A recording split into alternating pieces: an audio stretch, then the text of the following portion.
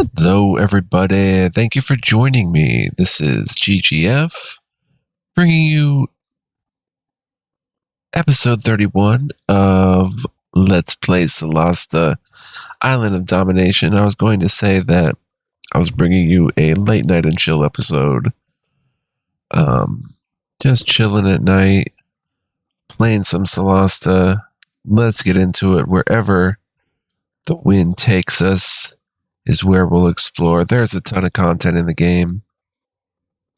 Remember, this is a user campaign. Well, if you've been watching 30 episodes, or even a few, then you probably know it's a user campaign. But for anybody new, and it's a very good one thus far, tons of content. And yeah, we're having a blast, so let's get into it. I think last time, I said I was going to level up. I think we will go ahead and do that. And I think we may get into something afterwards, but we'll see if leveling up doesn't take the entire episode, which is a thing in these type of games, at least when I play. So let's do it, guys. Go the whole rest. Let's see. So first off, we have Illandir leveling up. He can go ahead and pick Rogue. Level 8 Rogue, he's got 5 more hit points. Ability score or bonus feat. I will take the bonus feat, which usually gets us an ability score. Anyway, Magic Initiate. Yeah. Creed of the Gods. Alright, we're probably going to go 2-weapon combat because that's what I want to do. Critical Virtuoso. I guess weapons don't have individual crit rates anymore, huh? They just kind of have your character as a crit rate. So you roll a 20, it's a crit, but if we get improved critical, we can roll a crit on 19 or 20, and if we get superior critical, we can do an 18, 19, or 20. That's very tempting, I must say. Increase your intelligence by 1. Bonus action to select a weapon that counts as magical. Yeah, it's not for him, but... Alright, let's go 2-weapon, and I think +1 bonus to armor class, twin blade. When you're about to get hit by a melee attack while dual wielding, you can use your action to get +3 AC until the end of the attacker's turn. Any turn where you hit twice with melee attacks while wielding a weapon in each hand, you may make an additional offhand attack when attacking with your bonus action. You know what I'm going to do, guys? Oh, this is really tempting. +1 dex, and you can fight using 2 weapons, even if the one-handed melee weapons aren't light. But he's using a thin blade and a... thin blade, I think. No, a dagger and a thin blade. Wow, he can end up turning that into, like... long sword. Bastard sword, even.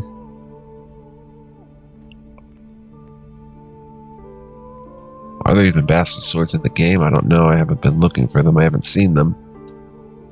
I don't know. I might go ahead and get that critical virtuoso. Take improved critical. That takes us to a 10% critical from 5%.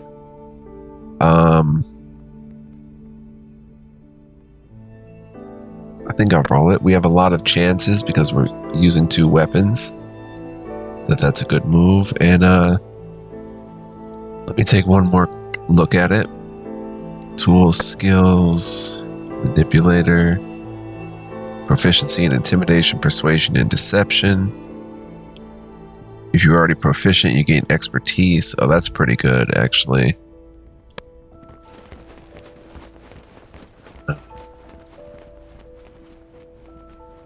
At least for the persuasion. Plain magic.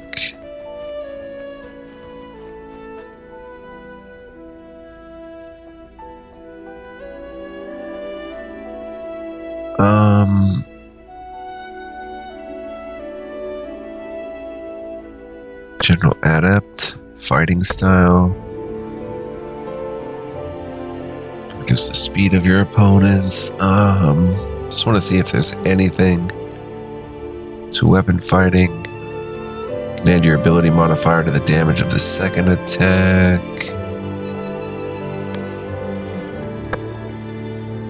Cunning escape. Whenever you use dash, your movement doesn't provoke opportunities of attacks.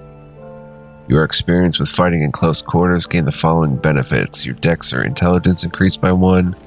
When you deal sneak attack damage with melee weapon attacks while within 5 feet of your target, your sneak dice become d8 instead of d6. This feature also extends to classes that can deal sneak attacks with melee spell attacks, and rogue features that scale off of sneak dice. So it does scale. That's pretty good. Exploiter. You're constantly aware of the battlefield around you, honing this awareness into lethal prowess.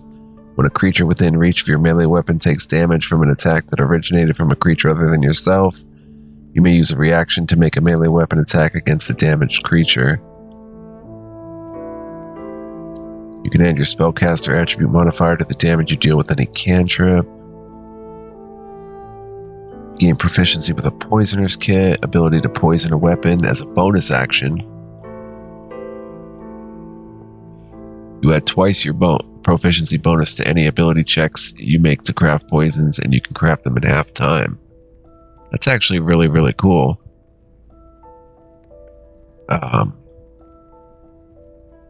Exploiter.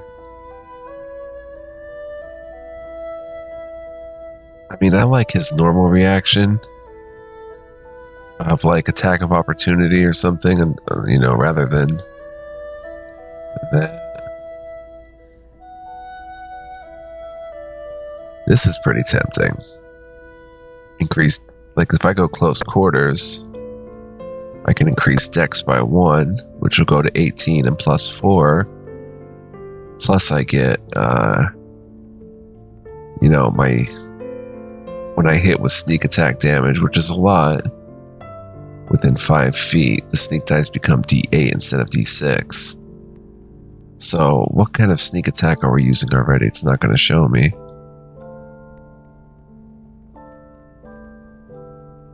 The more sneak attack die we get, the more that'll stack up.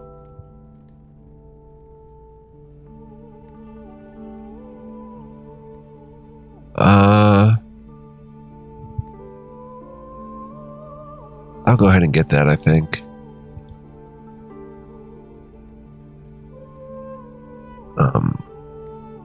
Close quarters dex. And we do get a subclass spell.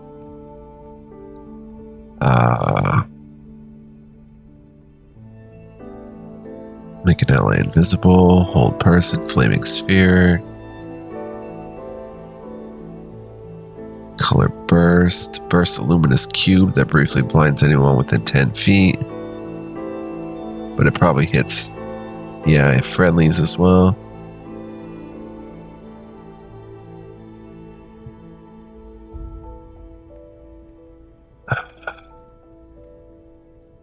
Mirror image as an action isn't too terrible.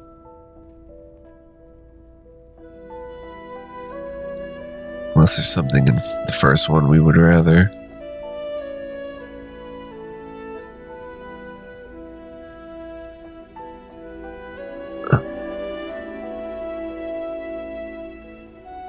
Mage armor. Provide magical armor to an ally who doesn't wear armor. We already have good range attacks, so magic missile isn't really necessary. Magnify gravity. Crush and slow targets, that's pretty powerful. 2d8 damage and its speed is halved for 1 round, burdened by gravity.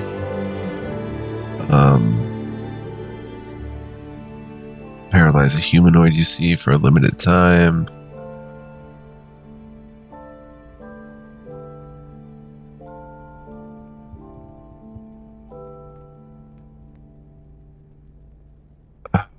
To get, how long does this last? 1 minute. Shadow Blade. Doesn't really make sense. Ray of Enfeeblement. Weaken enemies so they deal less damage for 1 minute. Inflicts weakened. Everything is an action. You can see invisible creatures. We took knock last time. I don't know what to take. Blur on self. Makes you blurry and harder to hit. Attacks have disadvantage. Acid arrow 4d4, and they take acid damage at the end of each turn. Plus 2d4.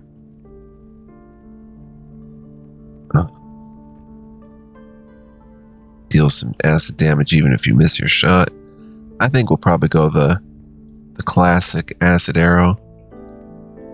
Thunder damage in a 2-range cell, 3d8. Yeah, I think we'll go the classic. Unless there's something else. Teleports you to a free cell you can see no more than 6 cells away. Bonus action. There we go. Let's get a bonus action of a teleport. Misty Step. I like that. That's perfect. Alright, so let's level up Nibiria. So if she goes Barbarian, she gets an additional rage use per long rest. Primal Path at 3rd level, you choose a path that shapes the nature of your rage. Ooh. Or a feat or something. So let's go another Barbarian, I think. She gains 10 hit points. Additional rage use. Let's check it out. Path of Berserker is a path of untrammeled fury, slick with blood. As you enter the Berserker's rage, you thrill in the chaos of battle, heedless of your own health or well-being. You can go into a frenzy when you rage. If you do so, for the duration of your rage, you can make a single melee weapon attack as a bonus action on each of your turns after this one. When your rage ends, you suffer 1 level of exhaustion unless you make a successful DC 10 con saving throw.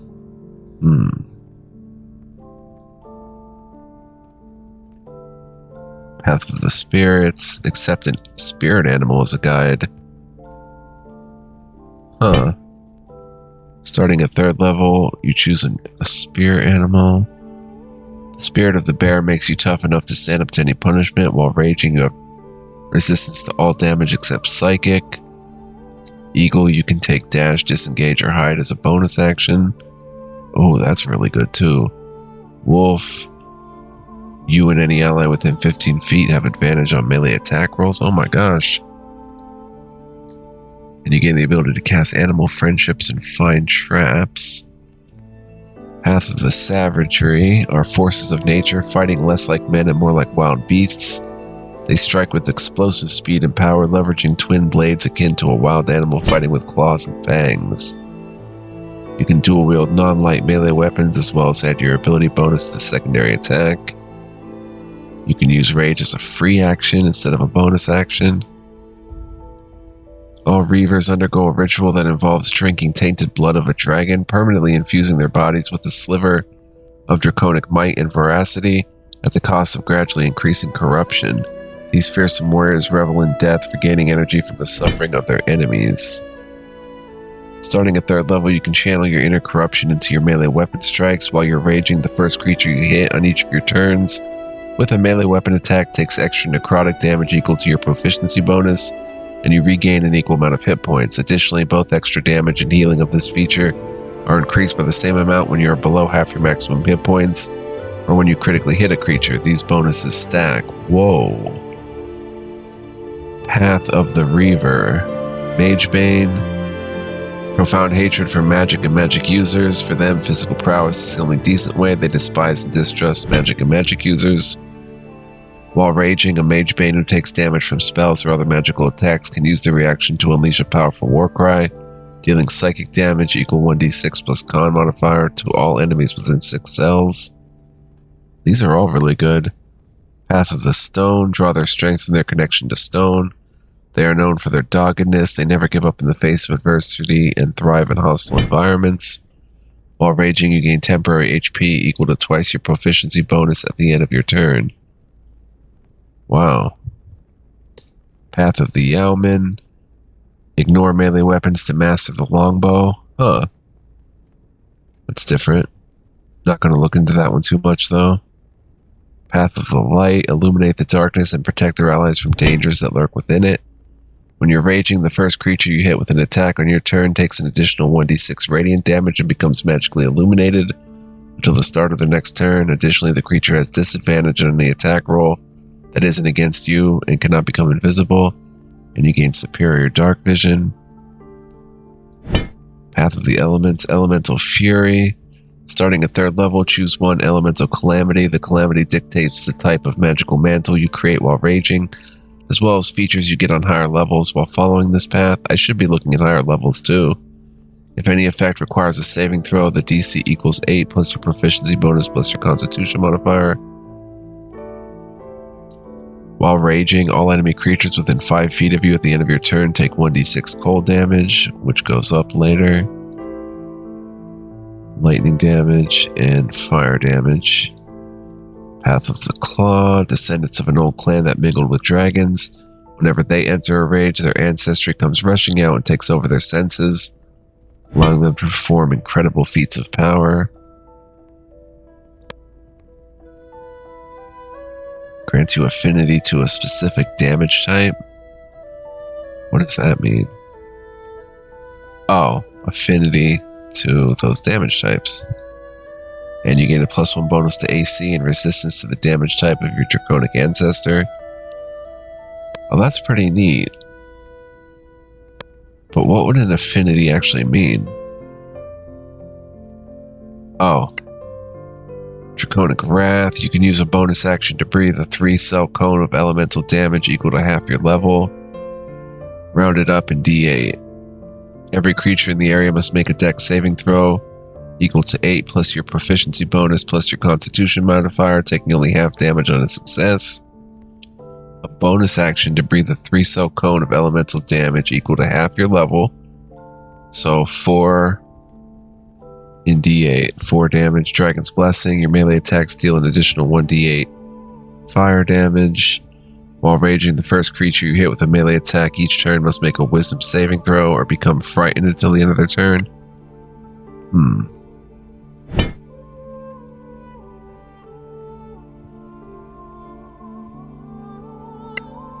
Yeah, we definitely should be checking this.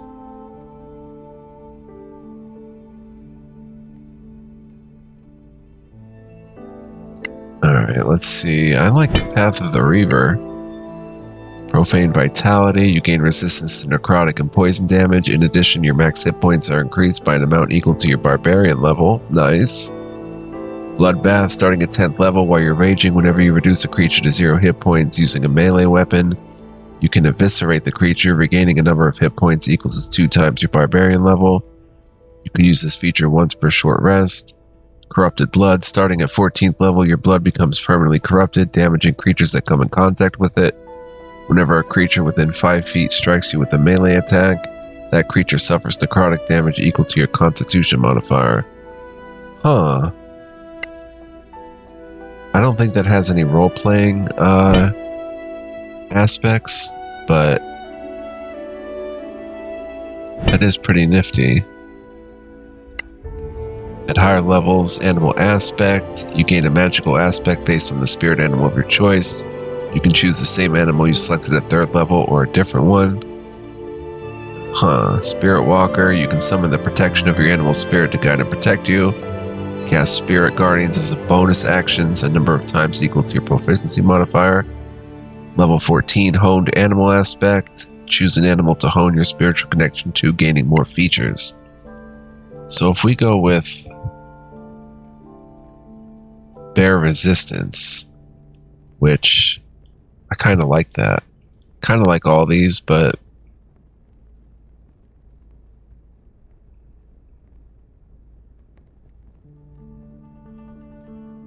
I can see her. I'm trying to keep role-playing in mind. I kind of see her being a bear type. Oh, I guess that's what we're doing. Okay. Well, there we have it. Let's level up Zoe. Let's see, we went with Cleric last time. She'll get a channel Divinity used between rests. and more spells. Ranger will get that primeval awareness. And Ranger archetype. Let's go next and see what we can make here. 7 hit points. Ranger archetype, first level slot spell. Detect the presence of certain creature types in the location.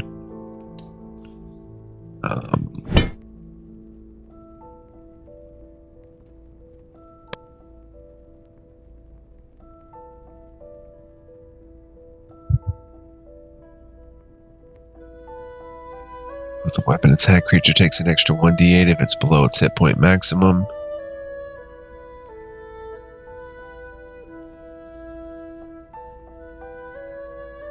When a larger creature within one cell view hits or misses you with an attack. Once on each of your turns, when you down an opponent, you can make another attack with the same weapon against a different creature. Hellwalker, a ranger cloaked in the magic of the lower planes.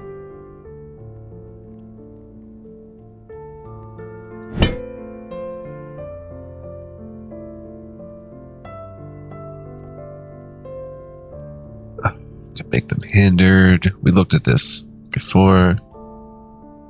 How is she with survival anyway? Does not say. She gets a favorite enemy at level 15. Unmatched experience. Gain proficiency in wisdom saving throws.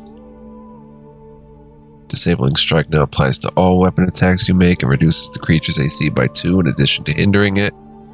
Additionally, the benefits of your execution or fighting style now extend to creatures affected by the hindered condition. Analytical mind, gain advantage on survival checks to increase knowledge of creatures as well as all the benefits of the execution or fighting style. Which I don't remember what they are. Arcanist. Marksman.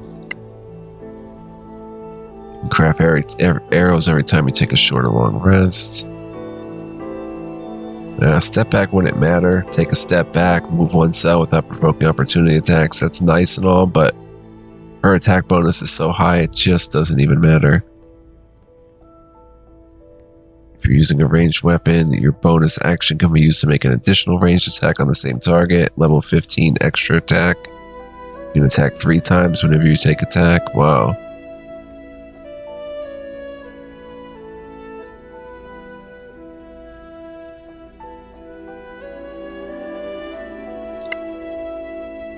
When a visible opponent 2 cells or more from you attacks you with a ranged weapon or spell, you can use your reaction to take a shot after the triggering attack. I like that. Herbalism or Poisoner's Kit, which I guess she would use Herbalism.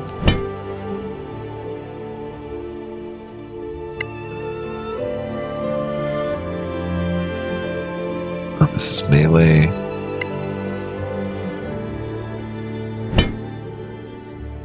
Lightbearer. Angelic form, that doesn't really fit her.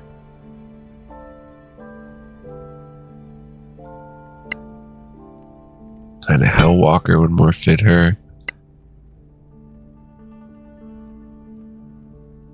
Can summon fiends with a duration of 1 minute. Mark of the Damned. Gain resistance to fire and necrotic damage. Hunter again is one of these.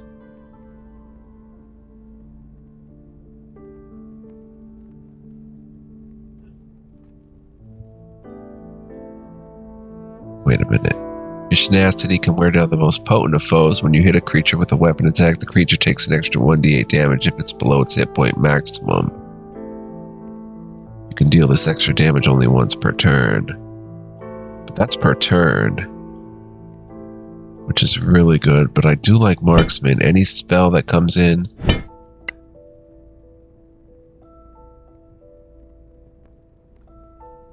volley or whirlwind attack, escape the horde, multi-attack. Yeah, probably go with Marksman. Any spell against her or stuff, against any opponent 2 cells or more from her, she can pop off an attack and then attack 3 times at level 15. If If you're using a ranged attack, your bonus action can be used to make an additional ranged attack. I just don't know. Wild Master.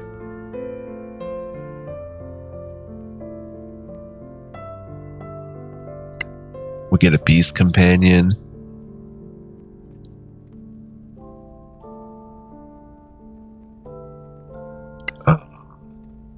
Oh man, I'm spending forever on this one. I just don't know. They're not speaking to me. Disabling Strike.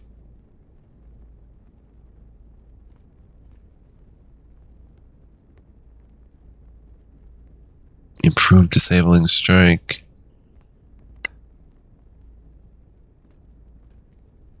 Against your Ranger spell DC. Oh, that's Intelligence. No? Well, that's Wisdom, so that's good. A DC against our spell DC or become hindered.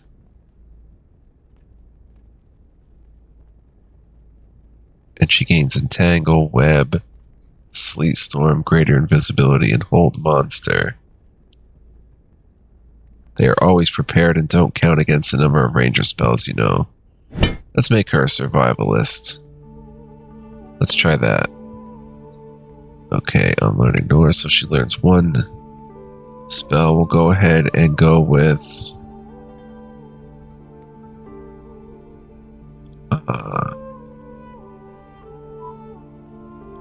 Animal Friendship.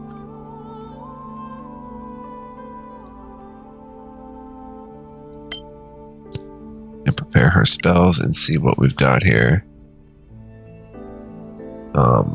Same bit for Cleric, but for Ranger.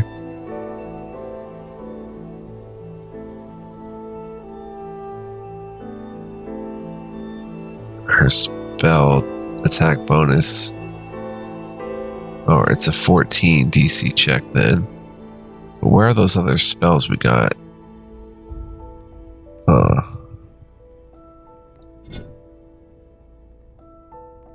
It's getting pretty complex. That's why I'm kind of just taking my time with it. Prepare spells. Let's go with the same ones. Okay. Oh wait, let me check Ranger real quick. And 3 known spells, so she gets Entangle, which is fine. And now Kalandra, let's level up. As Warlock gets a feat or something, or an ability score. Warlock uses Charisma. Okay. She gains 8 hit points, 1 spell to select, and an ability score, a bonus feat. Let's check the bonus feats first.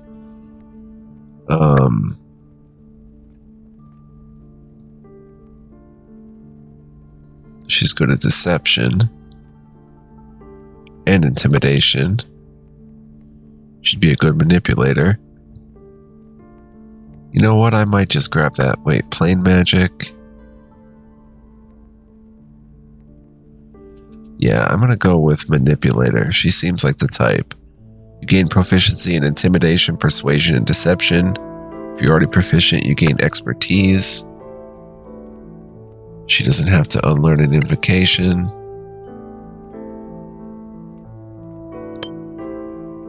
She doesn't have to unlearn a spell, but she does get a class spell. Brain Bulwark again. Immunity to Charmed, Frighten, Fear, Mind, Greater Invisibility.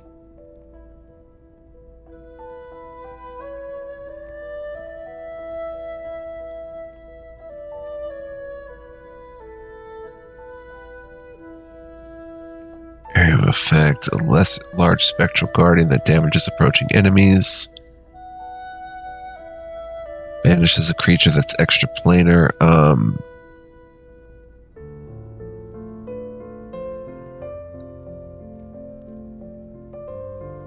Let's go with banishment. Maybe counterspell. No, she gets a level 4 slot, right?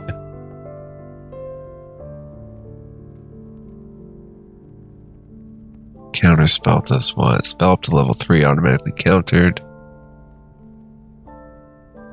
Wait a minute, if we go back here to unlearn a spell, if we unlearn, say...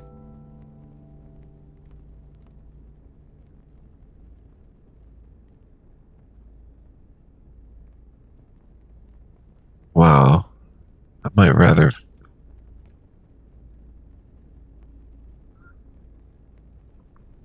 Can I, like, lose Shadow Blade, maybe?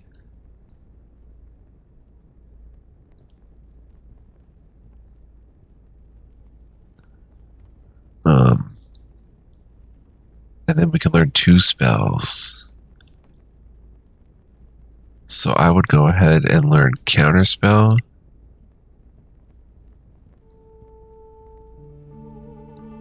And maybe Fairy Fire. Highlight creatures to give advantage to anyone attacking them. No, I try to pick something she would really use. I like the idea of this.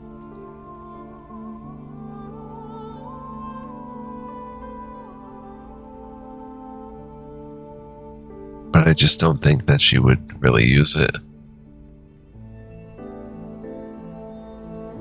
So let's go banishment. Counterspell. Just to have banishment in case we need it. Alright, cool. So we did it. Didn't take too long, right? It only took 32 minutes. Oh my gosh. So basically the whole episode, but what we can do now is maybe get Reese to join us. Or Riz. Would you like to join us? No. Maybe get the other one to join us. Alright, 1 second, guys. Be right back. Alright, we're back. We're 32 minutes in. Totally forgot what I was doing. I ended up taking about an hour or 2 having something come up. But if we talk to a bishop, maybe we can get the key, Bishop Vatnir, the key to the graveyard, or tell him that we want to go clear the graveyard.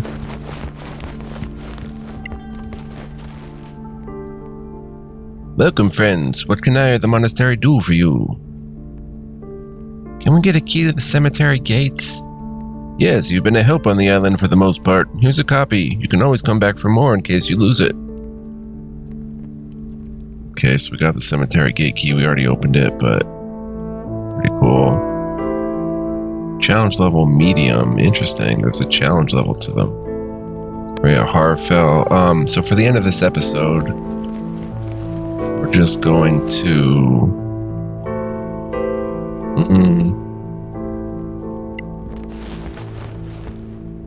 Maybe see if there's anything we can sell. There's the key to the graveyard or the cemetery.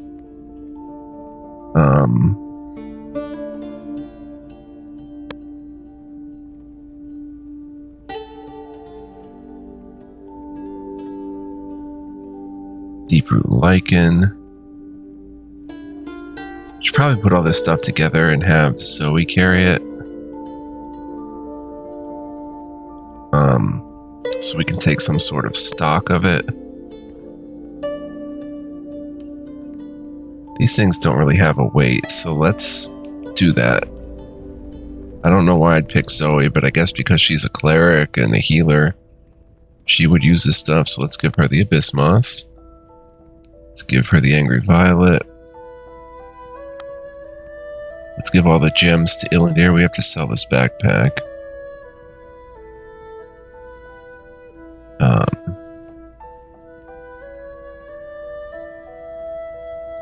The scales and stuff we can give to Nibiria. I don't know. The Viper Glands we can give to Nibiria. I just kind of associate that with her. Deeproot Lichen. Zoe. Dragon Rose. So we have 16 of those. Dwarven Primrose we have 3 of. 3 Emperor's Eyes, worth 120. This rare mushroom was named by a slave of the Manicolone Empire who paid for his disrespect with his life. Give this Galavan Amaranth. Zoe. Goblin Hair Fungus. This foul-smelling fungus grows well around goblin lairs for some reason.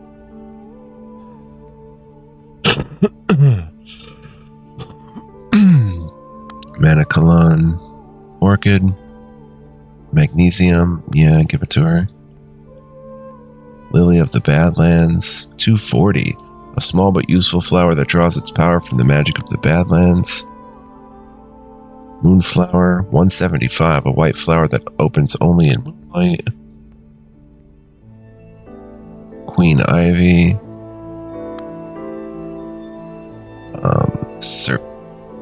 Serpentinite.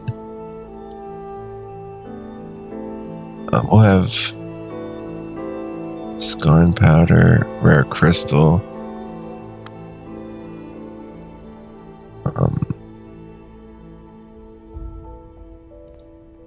She'll just carry all the alchemy ingredients. Tiger Drake Scales. Storm Heather. Or 220, a rare flower from the Badlands said to grow where lightning has struck the ground. Serpentinite. I'll just give that up too. Give up the Scarn Powder. We have to sell this studded leather. Give up the Tiger Drake Scales. And the Troll Acanthus worth 60. A very tough plant said to regenerate when cut. Then do you have anything? You have Brimstone Viper Scales. A breastplate +1 for Brimstone Viper Venom Glands. Serpentinite. Primordial Lava Stones. It's a crafting thing, we'll give to her. So he has it all. 2 more Viper Scales. Another Blood Daffodil. Rumored to grow well on battlefields. Not that rare, it looks like. Delicate flower mostly found in northern climes, growing on bare rock. Dwarven Primrose, that's worth 70. She can keep the crow feathers. And we don't have many gems, but let's give them all to Illindir.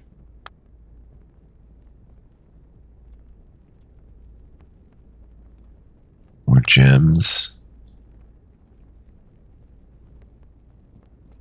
Refined oil. Give that to Zoe. Wow, the notebook's worth 30 gold.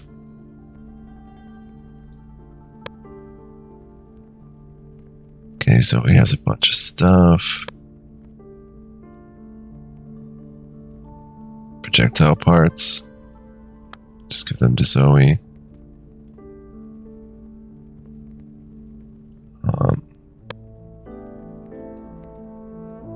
He's got all the gems. Okay, cool. So let's get rid of some of that stuff that Illindir has really quick. Let's get rid of the backpack. Everybody has a backpack on, right? Yep. So we can sell this one. It's not worth much. And we can sell the studded leather. Oh wait, not to you though. We have to go to the Thieves Guild for that. Make sure Zoe's not over encumbered. She's fine. Alright, so we'll make one really quick trip to the, wait, is there another location in here that goes to the Thieves Guild? Refugee beds, dormitory. Exit fast travel. Oh, I guess from here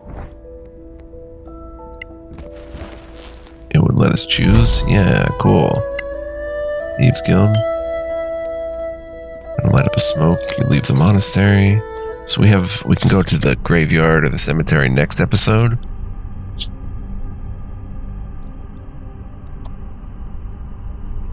Just for fun.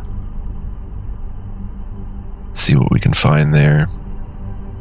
And I hope you guys enjoyed this episode as well as enjoying the LP. I am having a blast. I recently returned to this just a few days ago, really, and already we've recorded from episode 19, so very cool. Sell these couple of things to the Thieves Guild. Studded leather, 40, yeah, big difference from 13. And backpack, 42. Boom, we have 2,400 again. Nothing to really spend it on here, but ring reveals invisible creatures up to 12 cells away. That would be useful. But no, it's worth 1,000. I'm going to save. Well, there's one ring of that. Can any of us actually detect invisible? Oh well. But I'm going to save here, guys, and say thank you for joining me. So next time, I think we'll go right to the cemetery. Although I have a tendency to say something and then just do something different the next episode. So bear with me on that. But hopefully we're having fun. You guys are. I know I am. See you guys in the next one. Appreciate your viewership. Stay tuned for more. And thank you for watching, guys. Appreciate y'all very much. And yeah, I'll see you guys in the next one. Sure to be action-packed. All right. Much love, peace, and joy, guys. Take care. So long.